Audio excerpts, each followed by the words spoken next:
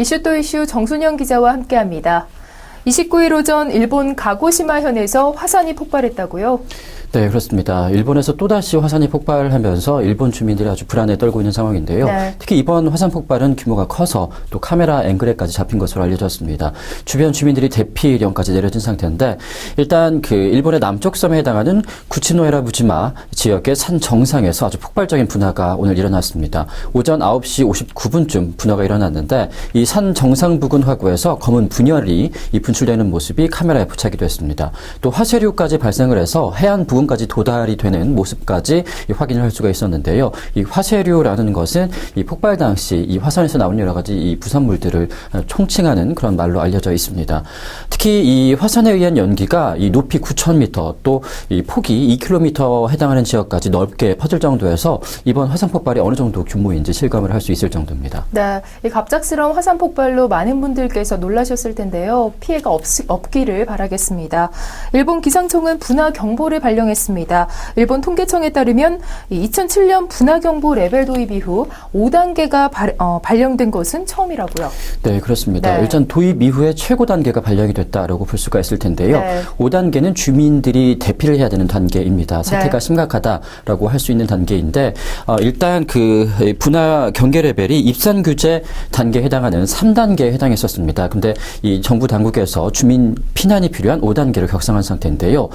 분화 경보 레벨이 2007년 12월 도입됐는데 처음으로 5단계가 발령이 된 상태입니다.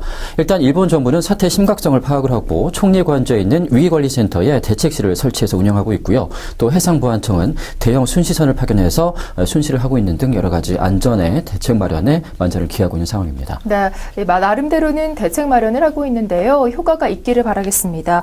구치노에라부지마 섬 화산 폭발은 1980년 9월 이후 약 34년 만이라고 하는데요. 구치노에라부지마 섬 어떤 곳인가요? 네, 이름이 참 좀 어려운데요. 네, 저도 좀 발음하기가 좀 어렵습니다. 네. 일단 구치노에라부지마 이 지역은 가고시마현 남쪽에 있는 야쿠시마의 서쪽 12km 지점에 있는 섬입니다. 일단 면적은 38제곱킬로미터에 달한다고 하는데요. 이 섬 전체가 야쿠시마 국립공원으로 지정이 되어 있기 때문에 아주 천연의 그런 자연이 잘 보존된 지역에서 화산이 폭발한 것으로 볼 수가 있겠습니다. 하지만 작년 8월 3일에 한번 분화가 이미 있었습니다. 당시에 이 화산이 분화가 됐을 때도 마찬가지로 주민들이 모두 대피하는 등 여러 가지 이 혼란을 겪기도 했었었는데요.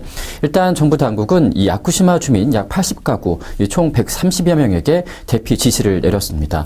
불행 중 다행으로 아직까지는 주변 주민들의 사망 소식이나 이 부상자 소식은 아직까지 들려오지 않고 있는 상황인데요. 일단 큰 화산 폭발이기 때문에 사태를 좀 더 지켜봐야겠습니다. 안 좋은 소식은 좀 안 들리기를 한번 기대를 해보겠습니다. 네, 인명피해는 없다고 하니까 좀 마음이 안심이 되는데 앞으로 좀 상황을 지켜봐야 할 것 같습니다. 일본 매체들에 따르면 일본 정부는 이 도민들을 실어나르기 위해서 선박을 급파했다고 합니다. 빠른 대책 마련으로 피해를 최소화하는 노력이 시급해 보입니다.